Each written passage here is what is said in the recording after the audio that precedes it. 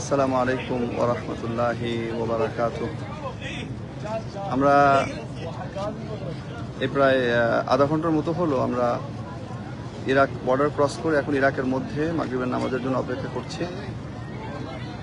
আলহামদুলিল্লাহ কোনো সমস্যা হয়নি এবং যদিও একটু গরমের আশঙ্কা ছিল কিন্তু ওয়েদার একটু মেঘলা হয় আমরা 45-এর বেশি গরম পাইনি, যদিও আমাদের ড্রাইভার যেটা এক্সপেক্ট করছিল যে 55 হবে হয়তো, কিন্তু খুব সুন্দর একটা সময় আল্লাহ রাব্বুল আলামিন আমাদেরকে বর্ডারে নিয়ে এসেছেন এবং আমরা খুব ভালোভাবে বর্ডার ক্রস করেছি। তবে দুঃখজনকভাবে এটা আসলে বলতেই হচ্ছে যে আমাদের এবার ভিসা সংক্রান্ত জটিলতার কারণে প্রত্যেক বছর কিছু না কিছু ঝামেলা হয়, তো এবার ঝামেলা একটু বেশি হয়েছে।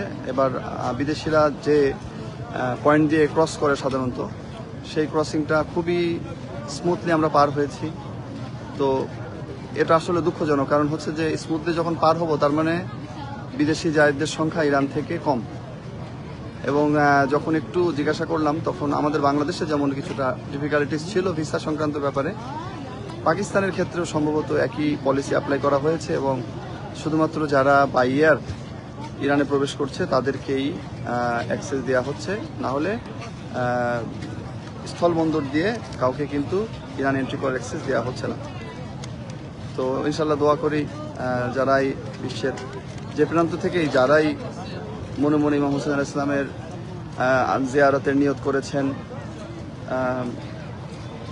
যাদের মনের আশা অনেক বছর ধরে লালন করেছেন যে তারা আইম্মা আজহার আলাইহিমুসসালামের মাজার জিয়ারত করতে আসবেন, তারা যে সকল স্থানগুলোতে হেঁটেছেন, যে সকল স্থানগুলোতে শহীদ হয়েছেন, সেই জায়গাগুলোতে উপলব্ধি করার চেষ্টা করবেন। ইনশাল্লাহ দোয়া করে আপনারা অনেকে ইলতেমাসে দোয়া বলেছেন, তাদের সবার জন্য দোয়া থাকবে ইনশাল্লাহ। যেখানেই যাব আপনাদের কথা মনে থাকবে, আপনারাও দোয়া করবেন যেন আল্লাহ রাব্বুল আলামিন আমাদের এই জিয়ারতকে কবুল করে নেন। আর আমরাও দোয়া করবো যেন আল্লাহ রাব্বুল আলামিন আপনাদের সবাইকে তৌফিক দান করুন। ইনশাল্লাহ আমরা কিছুক্ষণের মধ্যে নাজাফের উদ্দেশ্যে রওনা দিব আর চেষ্টা করব মাঝে মাঝে আপনাদের